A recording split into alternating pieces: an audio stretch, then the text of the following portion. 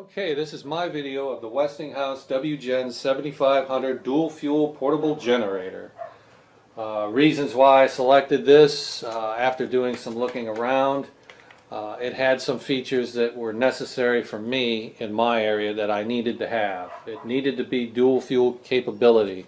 I had to have a propane operational generator along with gas. This also boasts that it has the quiet operation pulse flow muffler system, which is supposed to make this unit more quieter. However, I have seen videos where they've done noise test decibel readings on it, and you can expect it's going to be in the 90 range as you're standing right on top of the generator. Step back about 40 feet and it's probably going to drop down to the mid 60s as far as the decibel reading goes. But we'll look into that later after I get a couple of days testing on this unit before adding on to this video and giving you my final thoughts. Some other things that this thing has: it has the smart switch ready capability, so if you've got a transfer switch already on your electrical panel, you're good to go, no problems there. It also has the remote start feature, which is kind of nice to have in the event that you cannot go out and physically turn on the generator. However, with the remote, the ignition has to be on for it to work. So as long as the ignition is on, it's going to be draining your battery. So that's something you're going to need to think about, before the event happens, whether you want to leave that ignition switch on. Also, too, it's mid-size. I didn't want to get anything too far over the 10,000 wattage range, because then you're talking about a device that's going to chew up a lot of fuel in a very fast period of time.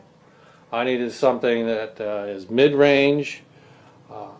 It does have 5% total harmonic distortion on this generator motor cap, so it is relatively safe for your computers and whatnot inside the house. That's another good feature about this, although it is not an inverter generator.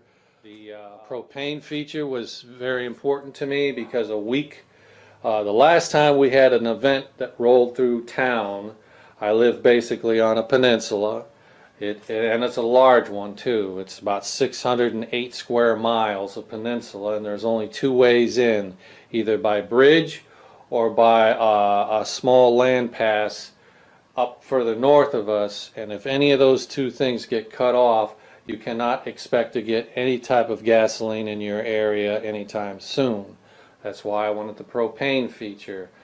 The last event we had that came through town, gasoline stations were out of fuel for 1 week prior to the storm even arriving.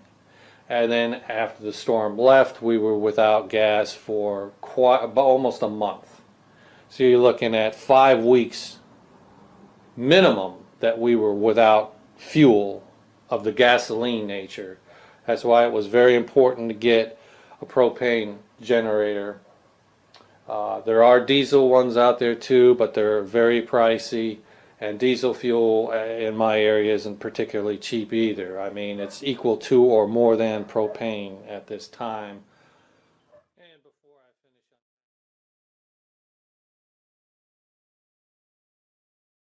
and last but not least, another reason why I selected this model was the price point. The price point at the time I bought this off of HomeDepot.com, their online website, and it was $849 at that time.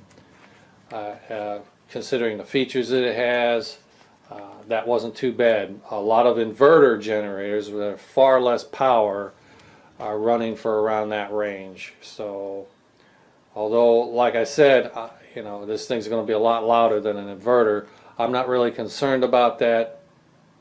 As I said before, the last event we had come through here, people were running their generators 24/7, and law enforcement at that point in time has much more urgent things to deal with than handing out noise citations in the middle of the night. Okay, here's the unit unboxed, and I'm going to do a quick walk around, which I've done a little bit earlier. No obvious signs of damage, which is always a good start. everything is all metal with the exception of the air cleaner, which is a little disappointing. But the gas tank itself is all metal. It has the fuel gauge on top. It's got the hefty plastic rubber wheels that will be going on shortly. The supposed new and improved muffler system to quiet this unit down. We'll see how that works. Like I said, the air filter here is a heavy-duty plastic. Hopefully that will last over time. It's got, let's see, it's got the 420cc motor. It's got the 3-year warranty with the hotline number right there in case you ever need to call for emergency situations.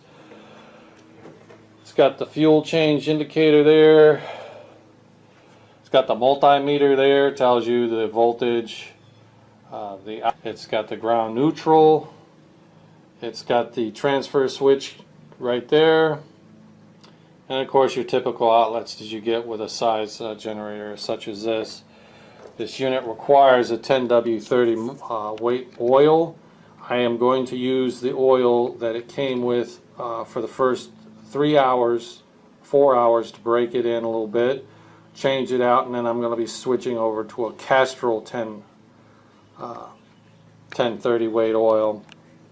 Now on this battery here is a 12 volt 9 all 10-hour battery, and I knew it came with a battery of this size according to the Home Depot website, so I went out and I bought a better battery, a motorcycle ATV battery, which is also of the 12 volt 9 all persuasion, and it also has 230 cold amp start hours, so I'll be using that to avoid having to use the pull start switch.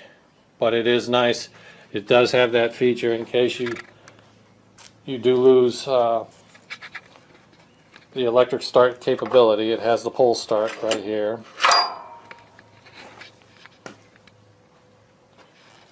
So overall, we're off to a pretty good start. No physical damage of any obvious signs.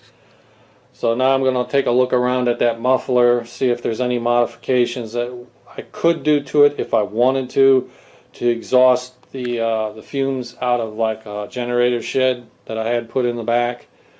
Take a look at that. Also too, I'm going to be looking at adding in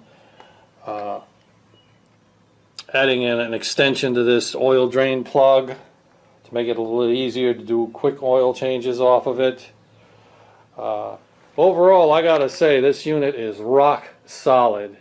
Other than the air cleaner, everything is solid metal.